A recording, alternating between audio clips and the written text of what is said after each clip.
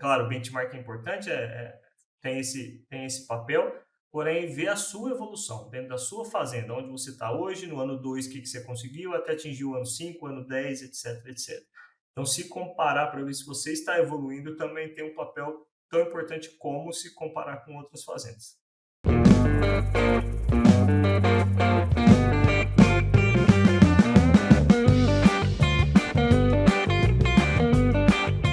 Fala turma, meu nome é Bruno Emanuel Barreto, sou host do Mais Rumen Podcast e antes de começar o episódio eu queria te pedir um favorzinho. O pessoal da produção veio me contar que analisando as métricas do canal, eles viram que aproximadamente 82% de vocês que assistem nossos episódios com frequência não são inscritos no canal aqui do YouTube. E quando vocês se inscrevem, isso ajuda demais o canal, isso ajuda mais do que vocês imaginam, porque quanto mais popular o programa ficar, mais importante e mais interessante serão os nossos convidados e, consequentemente, os episódios também. Então, toca no botão de se inscrever, esse é o único favor que eu te peço hoje, isso vai fazer uma grande diferença para nós, é só rolar a página para baixo e clicar no botão. Se você estiver nos escutando pelo Spotify, você pode deixar 5 estrelas no nosso programa. Muito obrigado e um ótimo episódio. O Mais Rumen Podcast só é possível através do apoio de empresas inovadoras e que apoiam a educação continuada na bovinocultura brasileira.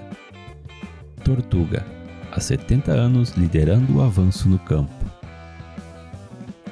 Adiceu, produtora do Smartamine M, a referência global em mediolina protegida para ruminantes há mais de 30 anos. Ilana, agilidade e precisão na análise de alimentos com opções de resultados em tempo real. AgriWin, há 7 anos simplificando a gestão agropecuária do produtor pelo Brasil. Novonesis, transformando o mundo através da biologia. Rumenzin, tradição que gera confiança. No episódio de hoje, vou conversar com o João Yamaguchi. João, seja muito bem-vindo ao Mais Rumen Podcast.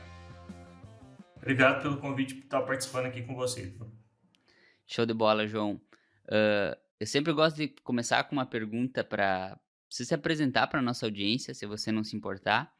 E se for possível também, João, qual que é a lembrança mais remota da pecuária na tua vida? Quando que tu acha que surgiu esse amor por pecuária?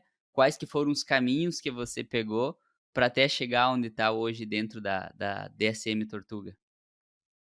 Então, vamos lá. Me apresentando, né? Eu sou o João Yamaguchi, hoje atuo como gerente de marketing para bovinos de corte a pasto, dentro da Tortuga, que hoje é uma empresa da DSM Firmenich.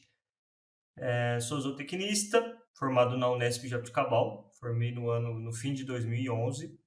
E é até engraçado a história da pecuária. Dentro da família não tenho, né? Se falar alguma coisa que te inspirou de família, se tem terra, se não tem, não. Vim de uma família comerciante, totalmente fora da área de pecuária.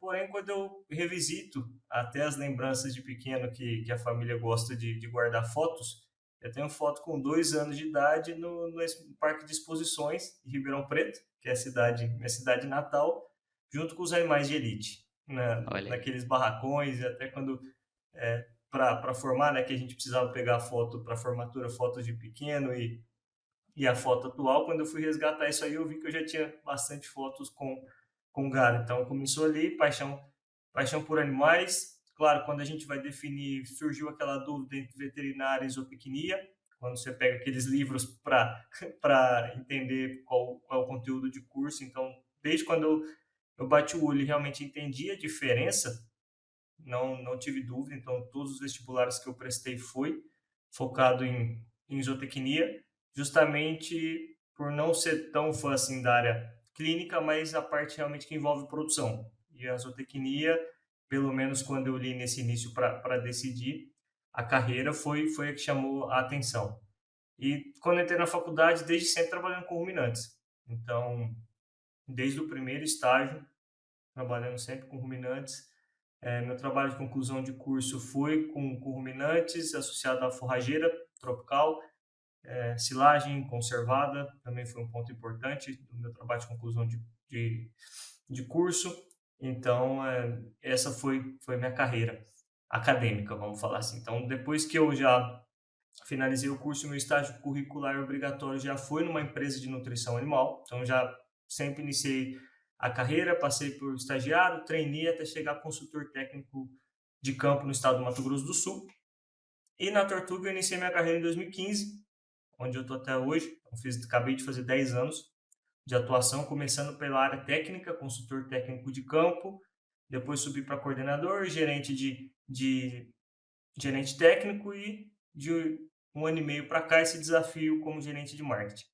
Então, dentro desse desafio, o que me chegou como desafio e hoje me brilha os olhos é ter essa visão macro. Porque quando a gente às vezes pensa em marketing, pensa muito nessa questão de propaganda, etc. Não, a gente hoje, uma das minhas funções é atuar sempre na estratégia, fazer parte de gestão de portfólio, gestão de serviços e se entregar o melhor sempre para o nosso cliente. Então, essa visão macro do negócio esse desafio de ser gerente de marketing me propiciou dentro da carreira. O campo avançou muito, mas tem um detalhe que permanece o mesmo. A Tortuga sempre esteve lá. Uma referência em nutrição animal com soluções que sustentam o desenvolvimento de fazendas em toda a América Latina há gerações. Sustentabilidade e conhecimento são os componentes de todas as fórmulas Tortuga. É por isso que onde você encontra qualidade, tecnologia e produtividade, lá está a Tortuga. Acesse dsm.com/tortuga para saber mais. João, e anexando uma pergunta aqui, o que tu acha que diferencia um marketing, entre aspas, tradicional de um marketing que tem que ser feito para o agronegócio ou para, como é o caso da Tortuga, que tem que impactar o produtor rural, o pecuarista? Tem alguma diferença ou os princípios são os mesmos e a gente só ajusta? Tá. Eu entendo, Bruno, que os princípios são os mesmos. Então, quando a gente pega a teoria de marketing, não é muito diferente. O que um profissional de marketing destaca dentro do nosso setor é realmente conhecer o nosso público, que é um público diferenciado, tá? É um público, vamos falar assim, na sua grande maioria, tem mudado, mas é uma cultura muito tradicionalista, uma raiz de campo muito forte. A pecuária, em questão de inovação, ela fica um pouco atrás da agricultura, apesar de ter acelerado muito ultimamente, mas é a minha visão, ela é um pouco atrás por alguns motivos. Então, eu vejo que o principal gargalo e a diferença de um profissional de sucesso e um não de sucesso dentro do marketing é que não conhece o público. Tá? Então, a gente entende, algumas agências podem até fazer alguns trabalhos, mas se ela não conhecer o trabalho, não conhecer o público-alvo, no nosso caso, que tem essas peculiaridades, a gente não vai fazer um trabalho adequado e nossa mensagem não vai atingir de maneira certa o público que a gente quer. Então, teoria, acredito que são os mesmos os conceitos, porém, sempre estudar o nosso público-alvo que realmente é diferenciado. Bacana, ótima visão essa aí. E já puxando esse tópico que você falou da pecuária tradicionalista, né, João? Eu tenho uma visão da pecuária que é o que muita gente fala, mas que é o que ela vem se profissionalizando cada vez mais. Ou seja, está ocorrendo uma profissionalização. A pecuária talvez venha perdendo alguns proprietários, ela está se consolidando, está se estratificando, e talvez a gente tenha um desafio de que é como mudar essa pecuária tradicionalista para uma pecuária de números. E aí eu faço essa pergunta, essa provocação, talvez um pouco mais ampla para você, mas como que você acha que inicia essa mudança de uma pecuária tradicionalista para uma pecuária de mais números, de mais gestão? É. Infelizmente, eu acredito que muito pecuarista fez essa mudança por pressão, realmente, porque se ele não tiver seus números, não tiver pelo menos uma ideia concreta da sua rentabilidade, do que ele está extraindo em termos financeiros daquela área produtiva que ele se encontra, a agricultura toma conta, pessoas mais profissionais ou pecuaristas mais profissionais tomam conta e realmente vão engolir aqueles que não tiverem seus números na mão e sua rentabilidade em dia, né, de acordo com uma proposta e objetivo de cada região, de cada proprietário. Tá? Então, eu vejo isso. Foi pressão e vai continuar sendo. Então, a gente vê a área de pastagens diminuindo ano a ano no Brasil e também a concentração de produtor. A gente está vendo isso aí. Confinamento é mais evidente, essa concentração dos grandes confinadores, mas pecuária a pasto, pelo tamanho do Brasil, ainda é muito pulverizado. Mas realmente a gente vê essa pressão, muitos pecuaristas cedendo suas terras, vendendo ou arrendando para quem realmente vai ser mais produtivo e sabe fazer conta. Então, essa questão do pecuarista não saber quanto que ele tira por hectare, que seria o básico, né, que todo agricultor sabe, tanto o custo de produção quanto o lucro final, a pecuária, infelizmente, a média não faz, não tem esse dado. Então, é importante a gente ter, e se você não tiver, você não sabe nem onde você se encontra. E o que espanta, quando eu comecei a focar muito nessa parte de gestão da pecuária, que muitos pecuaristas não querem saber justamente com medo do número que vai aparecer. E chega a ser engraçado, mas não, eu não quero nem ver, senão eu saio da atividade. Então isso é alarmante. Então quando eu comecei a gente conversar com alguns pecuaristas, é alarmante essa questão de falar, não quero nem ver o número, senão eu saio da atividade. E teria que ser o contrário. Eu quero realmente ver para ver o que eu posso fazer para salvar essa minha atividade. Essa atividade que muitas vezes veio de 3, 4 gerações anteriores e caiu nessa geração que, se não tiver os dados, ele vai ser engolido por pessoas mais profissionais. Então, realmente é uma realidade que tem mudado, como a gente já conversou, mas ainda a média do Brasil tem muita gente ainda que não sabe nem o seu próprio número, quanto que é a rentabilidade da sua fazenda. João, você enxerga que talvez um dos primeiros passos nesse programa de gestão seja conhecer mesmo os números da fazenda, ter uma análise da propriedade, saber qual que é o capital, o que que ela tem de recurso, se o proprietário ele aceita risco ou não aceita risco, em qual bioma ele está posicionado. Será que esse seria talvez o primeiro passo para um sistema de gestão? O primeiro passo a gente costuma dizer que é realizar o diagnóstico da propriedade, costuma dizer e recomendar. Esse diagnóstico vai muito além de ter só os primeiros números, porque às vezes a fazenda não tem a cultura de coleta de dados. E implantar ou mudar uma cultura dentro de uma fazenda, que normalmente é tradicionalista, é a parte mais difícil, é começar. Então, realmente, o primeiro passo a gente vê que é implantar essa cultura de coleta de dados, que muita fazenda, infelizmente, não tem. Feito isso, aí sim a gente começa a mostrar para o pecuarista quais dados são importantes coletar, porque a gente vê muita fazenda que também coleta dados, mas coleta um dado de maneira desorganizada e nem sabe por que está coletando aqueles dados. Então eu vejo dessas duas formas. Aquela primeira, aquela fazenda que não coleta nada, aí sim a gente tem que implantar uma cultura e leva tempo. Não adianta essa fazenda que não tem nada, a gente já chegar com software de última geração, porque vai falhar. Não é o software que vai fazer milagre. E essa segunda fazenda que a gente viu que já tem os dados, aí a gente organiza e implanta uma metodologia que é importante. A gente sabe metodologias de gestão tem no mercado várias, mas a fazenda tem que seguir uma linha. É importante a gente seguir essa linha de raciocínio para ela ver a sua fazenda de acordo com o que ela espera. E dentro desse diagnóstico, feita a cultura ou feito essa organização dos dados que o cliente tem, aí sim a gente realmente vai olhar o que é importante para aquela fazenda, porque a gente sabe que tem fazenda, tem geração que fala que o objetivo dele é manter o que o pai deixou, que o vô deixou. Então, manter patrimônio para aquele cliente, a gente tem que saber se é o que move ele. E tem gente que não, tem gente que fala que ganha mais, mais e mais. Então, é importante a gente entender o perfil do proprietário e também o potencial da fazenda. Então, não adianta a gente entender que a fazenda ganhar 10 vezes mais do que ganha hoje, só que ele está numa região com uma limitação. Então, a gente sempre, dentro do diagnóstico, a gente tem que entender o potencial de cada fazenda. Então, dentro disso, a gente costuma dizer que é importante, dentro da metodologia que a gente olha, o potencial produtivo de acordo com o que vale aquela terra onde a fazenda está inserida. Então, é importante a gente ter ideia do valor da terra para ver qual que é o nosso potencial de ganho e o que aquela terra pode nos oferecer. Sim, e em cima desse ponto, quando a gente olha para a terra, né, tem muita gente que fala sobre calcular a receita a receita ou quilos de carne produzida por hectare por ano. Só que muitas vezes o hectare no sul não é igual ao hectare no centro-oeste, então muitas metodologias já estão vindo inclusive com a separação, quem sabe por biomas, João, ou por propriedades naqueles arredores, posso chamar assim.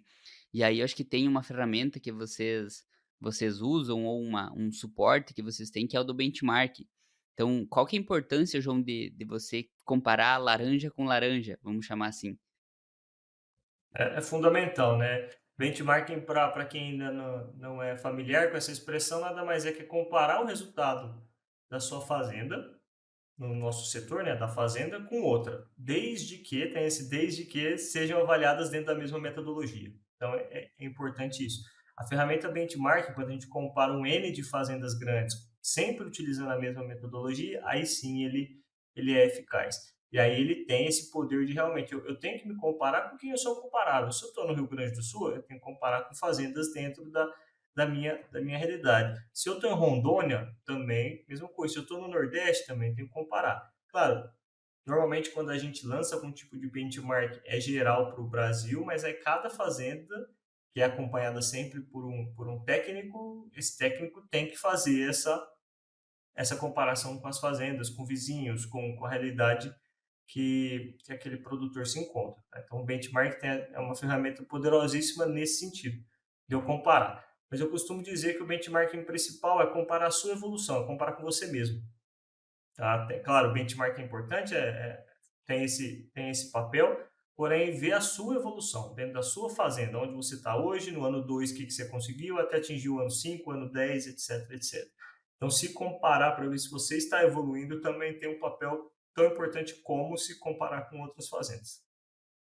Sim, e a pecuária tem uma característica de ser plurianual, né, João? Então, você mesmo acabou de citar isso de que não é uma mudança rápida. Você vai ver, você vai sair do ponto A e para o ponto B, mas você vai fazendo checklists dentro dos anos, de 1 ano, de 2 anos, de 3, de 5 anos. E agora, talvez até mesclando, indo para um outro lado aqui, tem alguma parte dessa gestão que vocês olham, João, que é focado nas gerações? E aí, por que que eu trago essa pergunta? Porque me parece que as gerações mais novas, elas tendem a ser mais imediatistas. E aí, como que vocês lidam com essa, não digo briga, mas com esse conflito de gerações na hora de gerir uma fazenda? Vocês têm algum case, tem alguma forma de vocês lidar bem com isso? Como que a Tortuga faz? Sim, cases são vários que a gente vê e acompanha, que a nossa equipe técnica traz, mas tem um que é claro que nesse conflito geracional em que o filho é mais tecnológico, é mais imediatista, tem muitos casos que isso ajuda bastante a fazenda. Porque o pai é aquela questão mais do operacional, de montar no cavalo, de conhecer tudo da fazenda, e vem um filho com essa pegada mais tecnológica, de usar algum tipo de software, de coletar dados, e geralmente esses dois perfis entram em conflitos. Tá? Tanto o filho querendo mostrar serviço para o pai, e o pai querendo que o filho se prova para ver se ele é capaz de tocar a fazenda para frente. E a gente tem um exemplo em fazendas de Minas Gerais, Espírito Santo, em que o filho convenceu o pai, junto com o nosso apoio, com o uso de nosso software, nossa metodologia de gestão, convenceu o pai e falou: me dá uma chance, deixa eu te mostrar. Aí o pai, depois que viu os números, tudo a fazenda pronta, o filho com essa capacidade de gerir a fazenda por meio de dados, aí sim que ele começou a dar valor, impulsionou o filho cada vez mais e passou o bastão. Então, isso é importantíssimo a gente visualizar. E para essa geração mais nova, entender também que o pai tem a experiência. O pai, o avô traz essa experiência que para o dia a dia é importantíssimo. O pai conhece a mão de obra, conhece o vaqueiro, conhece o capataz, conhece a lida do dia a dia. Isso é muito importante. Não adianta a gente fazer um planejamento muito bonito no papel se a gente não conseguir, não ter a nossa equipe na mão para colocar isso em prática. Então é sempre uma troca. Né, a geração mais nova não pode se achar que é melhor só porque está utilizando mais tecnologia. Então, acho que é um erro também que acontece em algumas famílias da geração mais nova. A gente fala, né, ter o rei na barriga, de achar que só porque é mais tecnológico é melhor que a geração anterior. Então, isso não podemos descartar em momento nenhum a experiência do dia a dia a experiência de lida e o legado que construiu, né? Se o filho está na atividade, é que o pai construiu uma coisa muito importante, ou o avô construiu uma coisa muito importante, seja adquirindo terra, melhorando a produção. Então, temos que trabalhar junto. E quando a gente faz esse diagnóstico, tudo isso tem que ser levado em consideração. Tá, a gente falou perfil da fazenda, região da fazenda, mas perfil do dono, se tem esse conflito de geração, se tem que ser colocado na mesa, nas reuniões de planejamento, isso aí tem que ser tudo levado em consideração. Sim. E esse ponto da tecnologia, João, eu vejo que, como você bem falou, ela pode ser uma baita aliada para esse processo de, quem sabe até a sucessão familiar. A gente gravou um episódio muito bacana sobre sucessão familiar. Ele deve ter sido um dos últimos publicados aqui, mas, enfim, é o tema aqui talvez para a gente ficar dentro de softwares também de gestão. O que que você viu que precisava ser automatizado? Ou qual que é a tecnologia de gestão, o software de gestão que hoje vocês conseguem entregar para um produtor a campo e qual que é a diferença que ele faz? Tá? Aquilo, a gente entende que o software é um dos pilares de uma boa gestão. A gente falou da metodologia, que é importante ser padronizada, tá? Tanto para coleta como para interpretação dos dados, e o software também tem um papel muito importante. Quando eu falo software, às vezes um papel bem gerido, não vamos chamar ele de software, pelo nome não condiz, mas ele sim é uma tecnologia. Tá? É o primeiro passo, porque aquelas fazendas que não tem nada, começar a anotar num papel é excelente, já deu um grande passo. Eu atendo fazenda que a cliente tem aquele caderno capa preta e tem tudo lá, aquilo ali é a vida delas. E a gente sabe que isso é importante. Então, é o primeiro passo, a começar a anotar no papel, e o software é uma evolução. Mas aquilo, um software, para ser bem utilizado, ele é de última geração, ele só vai ser isso se eu trazer informação que eu vou conseguir tomar alguma decisão, senão ele vai ser apenas um trabalho extra e não vamos conseguir extrair o que a fazenda precisa. Mas focando realmente no software, né? O que a gente oferece para o mercado hoje? Hoje a gente tem, para bovinos de corte, a gente tem 3 tipos de software. Um que eu gosto bastante, que é a nossa linha Farmtel, a nossa linha de software chama Farmtel, que é o Farmtel Views, eu consigo gerenciar a rotina da fazenda. Que a rotina é fundamental para aquele planejamento que eu fiz inicialmente da minha fazenda se concretize. Então eu consigo ver a altura de pasto, se está bem manejado ou não, consumo de suplemento, que é importantíssimo em fazendas, a gente sabe que 40% das fazendas sofrem com o tal do síndrome do coxo vazio, então a gente conseguiu pegar esses dados de acordo com o uso dos nossos softwares, né, com a nossa inteligência de dados. Então a gente precisa monitorar isso, monitorar aguada, monitorar cerca, rebanho, inventário de rebanho, parece simples, mas foi uma das coisas que me surpreendeu também quando eu entrei para dentro desse mundo de gestão pecuária, que tem muito cliente que não sabe quantas cabeças tem. Parece um negócio óbvio e longe da realidade, mas é real.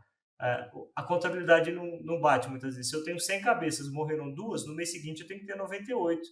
E aí quando o capataz ia passar a lista do gado, tinha 110, falou, o que aconteceu? Se não nasceu e morreram 2, então a gente vê que tem essa dificuldade. Então é muito importante a gente ter toda essa cultura que aí utiliza o software de maneira bem vista. Então esse software de geração que gerencia a rotina da fazenda, eu vejo um potencial gigantesco. E para o pecuarista, né, ou para o gerente daquela fazenda, quando ele olha, abre esse software, a gente tem uma parte que a gente chama de analytics para analisar os dados, tem um mapa da fazenda, eu abro o mapa da fazenda, eu sei quantas cabeças tem em cada piquete, em cada módulo, em cada parte da minha fazenda. Então, isso para gerencial é muito importante. Tá? Temos software mais especializados, como o Farmtel Beef, o Farmtel Beef Smart. A gente tem o Beef Smart mais focado na parte reprodutiva, então toda a parte de ATF, nascimento, desmame, perda pré-parte, a gente consegue controlar com ele. E também a parte de controle financeiro. Tá? Além disso, o nosso software mais robusto, que é o Farmtel Beef, a gente conta com gerenciamento de confinamento.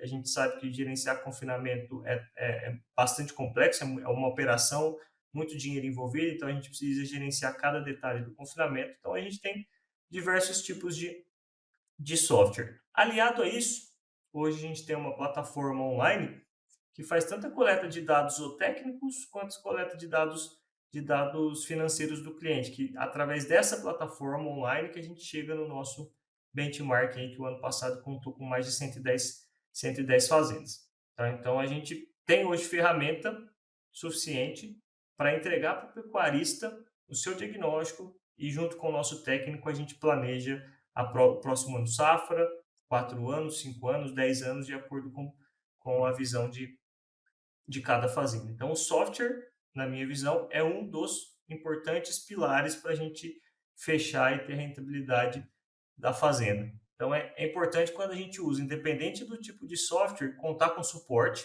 tá? Porque a gente sabe que software dá problema. A gente precisa contar com suporte, e nós temos um suporte muito bem capacitado e com notas altíssimas de quando a gente faz pesquisas com clientes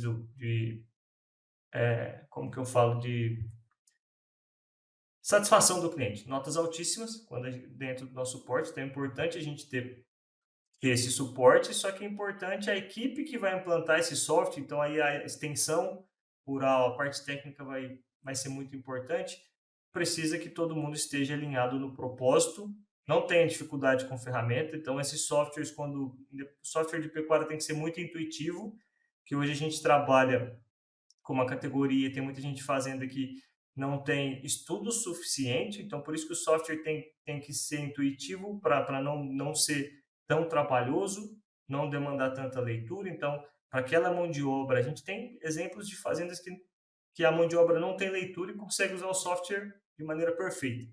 Tá? Então, isso aí não é impeditivo. Então, quando a gente pensar em utilizar alguma ferramenta, a gente tem que pensar qual a mão de obra que eu tenho dentro da minha fazenda. Ela vai conseguir se adaptar, porque hoje, dentro do software, precisa de um celular na mão. Isso aí é um avanço das fazendas. Grande parte das fazendas faz essa coleta por meio de celular e vai muito bem. Então, eu preciso saber, tem que ser intuitivo, eu preciso saber qual é a minha mão de obra e o que ela é capaz, se ela é capaz de manusear o software. Então, a gente entende que é uma parte importante, mas é uma engrenagem, tem que estar tudo rodando ali direitinho para que no final o pecuarista, o gerente, o gestor daquela fazenda olhe os dados e tenha confiabilidade. Então, não adianta ter o melhor software se eu não confio nos dados que eu estou coletando. E outra coisa que frustra muita gente, que a gente falou no início, se a gente tem 2, 3 softwares instalados na minha fazenda e no final eu não consigo fazer um fechamento, é frustrante. Você gastou um ano ali implantando, porque software custa, tem o seu custo, e se no final do ano eu não conseguir fechar a fazenda, fechar quando eu falo tanto zootécnico quanto financeiro, é frustrante para todos. Então a gente tem que ter essa engrenagem funcionando perfeitamente para que tudo gire de maneira mais completa possível. E dentro disso, o técnico, quem está acompanhando a fazenda, é importante estar sempre alinhado. Então, o técnico precisa entender da realidade da fazenda, o técnico precisa entender da parte mais técnica de campo, mas também precisa entender essa parte de lidar com pessoas, para que todo o planejamento que ele fez se concretize. Então, é importante falar disso aí também. Interessante, João, que uma das regras, talvez, das sistemas de gestão ou das pessoas que aplicam, das metodologias, é que é quase que impossível você gerenciar uma empresa, uma fazenda com 2 sistemas de gestão. Escolha um sistema e siga aquele sistema à risca. Então, são muitas variáveis, como tu comentaste, e se um já é complexo, talvez, ou exige tempo, imagina você ter vários sistemas, um para o financeiro, um para os dados ou técnicos. Então, isso joga a luz para como é importante o sistema, o software de gestão entregar todas esses outputs. E como você mencionou, ele é um meio, né? Ele não é um fim. Ou seja, ele vai ser a ferramenta para te ajudar a chegar no plano B. No ponto B, aonde você se propôs a chegar. Ele vai te mostrar, vai te jogar a luz para os dados, se você está indo no caminho certo, o que precisa ajustar. Então, eu acho que isso complementa bem a tua fala também, João. Totalmente de acordo, Bruno. Claro, utilizar o software podemos falar que é uma tecnologia, mas se você fizer só isso, infelizmente não vai atingir o resultado observado. Porque a gente visita alguns clientes que falam, não, minha fazenda é tecnológica, eu uso tal software, só que a hora que você entra com os dados, você vê que ele não faz nada com aquele software, com o resultado, né? Não adianta se eu tenho input e não sai nada de output. Então, é comum, é muito comum. Até dentro de fazendas que a gente acompanha, a gente sabe que É difícil aquela fazenda que usa 100% da capacidade do software. A gente tenta, mas a gente entende que às vezes o cara olhar só quantas cabeças no mapa visual, só quantas cabeças ele tem em cada piquete, para ele já serviu. Então, claro, a gente tenta mostrar para ele que o software tem muito mais funcionalidades, mas se ele usa aquilo e usa bem feito, a gente atingiu o objetivo que o cliente tinha naquele momento. Legal. E tu comentou durante a tua fala sobre a síndrome do coxo vazio. Explica um pouco mais para nós, João, o que que é essa síndrome do coxo vazio. Quando eu estava na universidade, isso aí era motivo de aula, né? Que a pecuária brasileira sofre com a síndrome de coxo vazio. Então, eu vi isso desde 2007, quando eu entrei na faculdade. Assim como o famoso boi sanfona, né? Que a gente ouve bastante no Brasil Central afora, aí a gente ouvia muito falar desse síndrome do coxo vazio. O síndrome do coxo vazio nada mais é que grande parte das fazendas brasileiras não tem acesso ou o suplemento disponível para o animal não está com acesso a todo tempo, né? O animal não tem acesso ao suplemento todo o tempo. Então, toda vez que o responsável pela salgo, o responsável pela frequência de ir lá colocar o produto no coxo, ele chega, o coxo está vazio. Se o coxo está vazio, significa que em algum momento do dia, ou da semana, ou do mês, em alguns casos, o animal ficou sem acesso ao suplemento, que tem um papel fundamental para corrigir as deficiências da pastagem. Então, é mais do que sabido, é mais do que provado que a pastagem sozinha, mesmo na época das águas, né, que muita gente pensa que nas águas não precisa suplementar, ainda tem essa viés, a gente precisa suplementar sim, porque a pastagem não entrega todo o potencial que o gado pode trazer de desempenho produtivo. Essa síndrome do coxo vazio acontece, mas até então a gente não tinha números. A gente sabe da dificuldade de números da pecuária brasileira, até o número de cabeças, dependendo da fonte que a gente pega, um fala 200, outro fala 220 milhões, um fala 180. Então a gente sabe da complexidade pelo tamanho do nosso país de ter esse dado. Então como a gente tem esse software, que é o Farmtel Views, que eu comentei, que é o gerenciador de rotina, a gente consegue analisar todos os dados nele presente. Então, a gente analisou mais de 1.000 fazendas, tá? que são as que têm esse uso do nosso software. A gente trabalhou esses dados e chegou à conclusão que 40% das vezes que a mão de obra ia chegar lá, que o capataz, o vaqueiro chegava lá para salgar o coxo estava vazio. Então, é muito. 40% das vezes o animal com certeza estava com subconsumo. Então, porque se chegou lá o coxo estava vazio, o animal tinha potencial de consumir, independente do tipo de suplemento.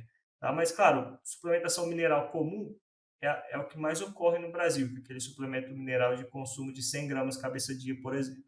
Então, 40% das vezes que é lá, o coxo estava vazio. Então, significa que o animal, em algum momento, chegou lá, não tinha suplemento, ele voltou a pastejar, foi beber água, foi fazer outro tipo de atividade. Então, isso é preocupante. Porque se o animal não consome o que está lá descrito no rótulo do produto que utiliza, com certeza o desempenho dele vai ficar abaixo. Tá? Então, é muito importante a gente entender isso e se é realidade de cada fazenda. E como mitigar isso?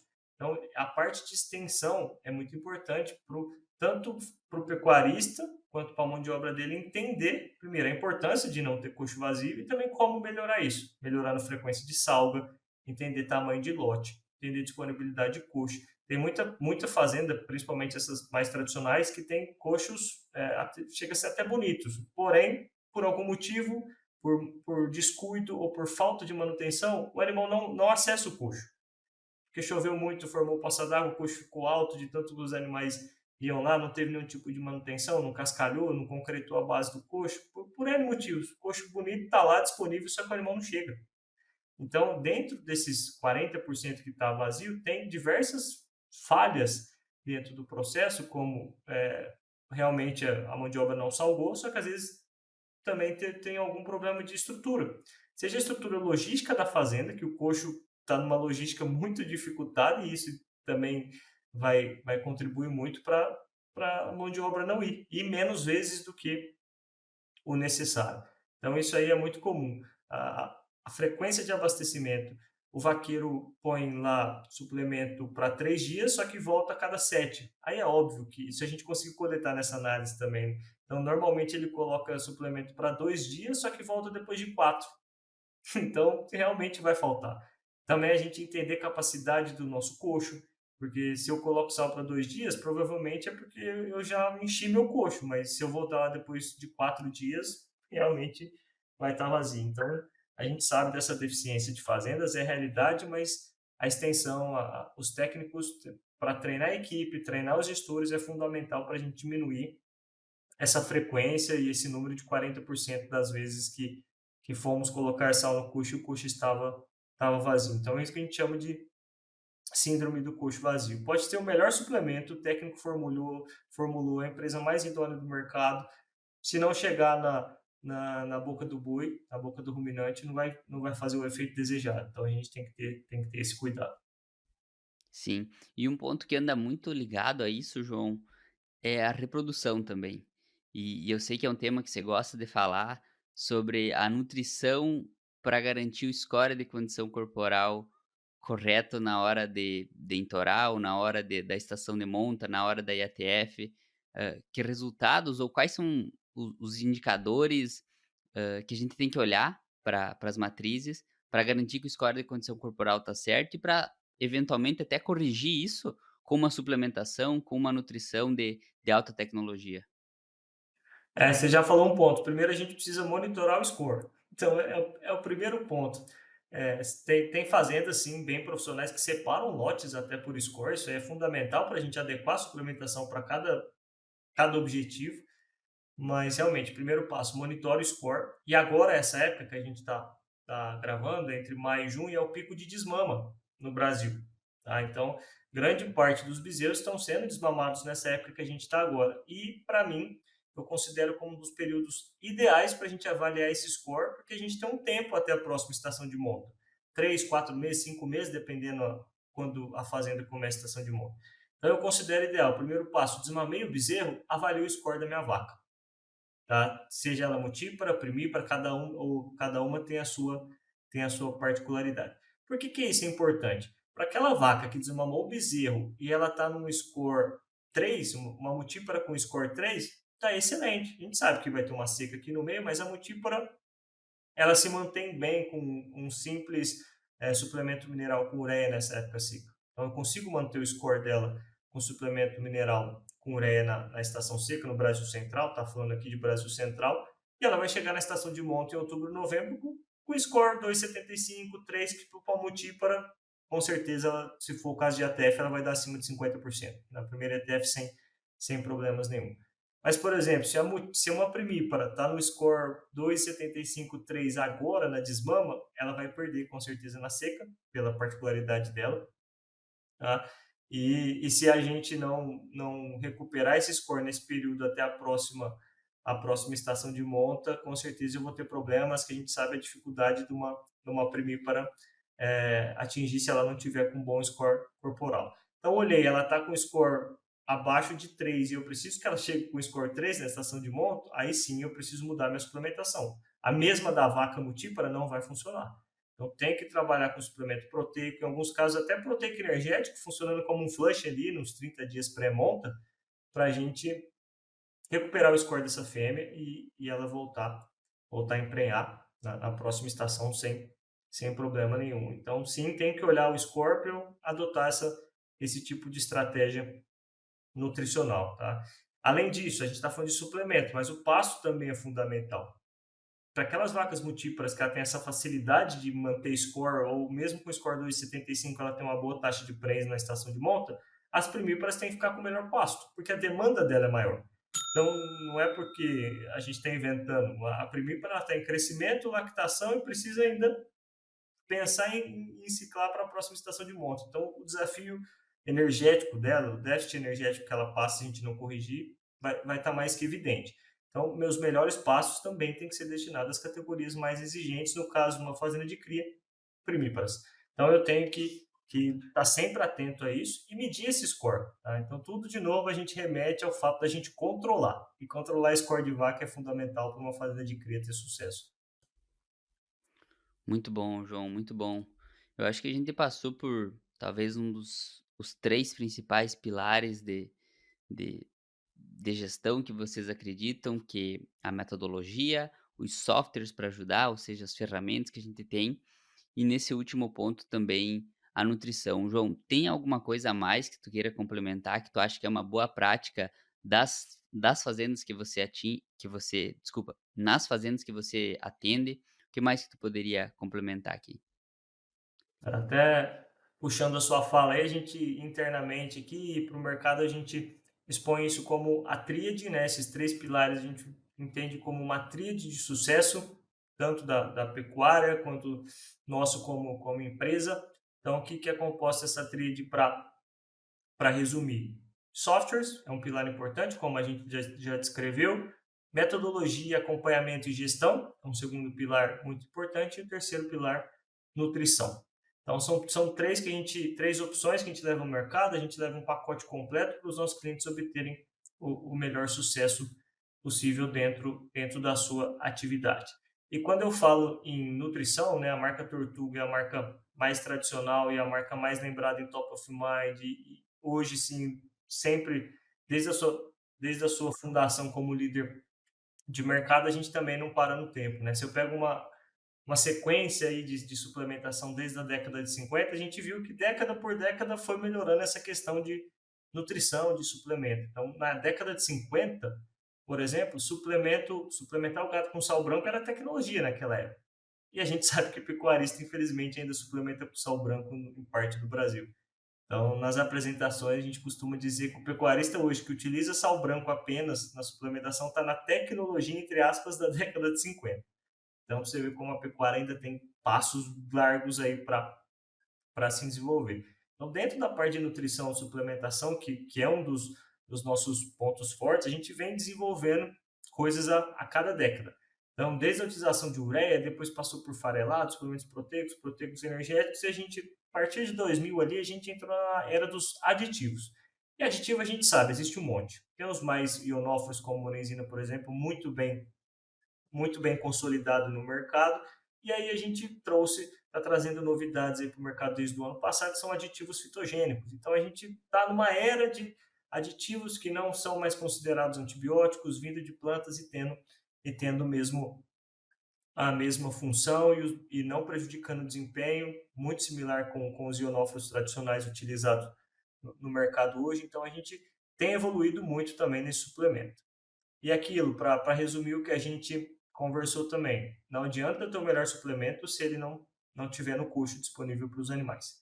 Tá? Então a gente hoje tem esse cuidado de, dentro da parte de marketing, né, que eu atuo de trazer novidades para o mercado, então aditivos fitogênicos que a gente lançou dentro de um produto que chama Fosbov Advance o ano passado, a gente trouxe essa inovação e a gente tem uma equipe totalmente qualificada e capacitada para fazer com que esse suplemento chegue no coxo dos animais da melhor maneira e também acompanhando o processo de gestão da fazenda. Tá? Então a gente realmente tenta levar para o produtor para ele ter o sucesso e a gente continuar junto com ele nesse sucesso, três grandes pilares aí importantes para a pecuária.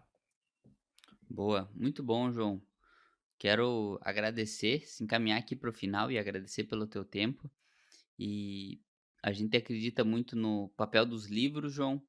Eu acredito que devam ter hoje muitos livros que fizeram parte da tua caminhada e talvez algum seja um que tu mais leu, que tu mais gostou, que tu mais deu de presente. Qual que é o livro que vem na tua cabeça? Vamos falar aqui de um clássico, até foi o primeiro livro quando eu comecei essa aventura de leitura, após sair da faculdade, que a gente antes era focado muito em leitura técnica. Vamos falar de um livro clássico e tradicional, que é Como Fazer Amigos e Influenciar Pessoas, do Dale Carnegie. Então, para quem não teve ainda a oportunidade, leia. Tem muito detalhe ali que vai servir para tanto vida pessoal quanto profissional.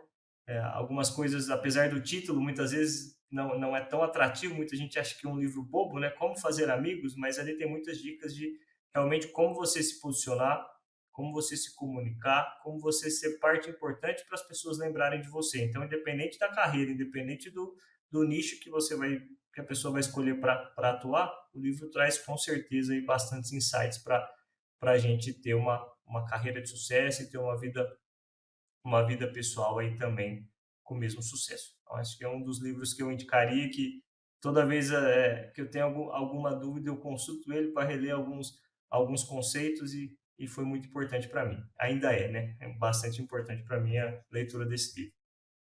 Interessante demais. Esse livro já foi citado mais uma vez aqui no podcast, João. Fico feliz de saber que tu também coaduna dessa opinião.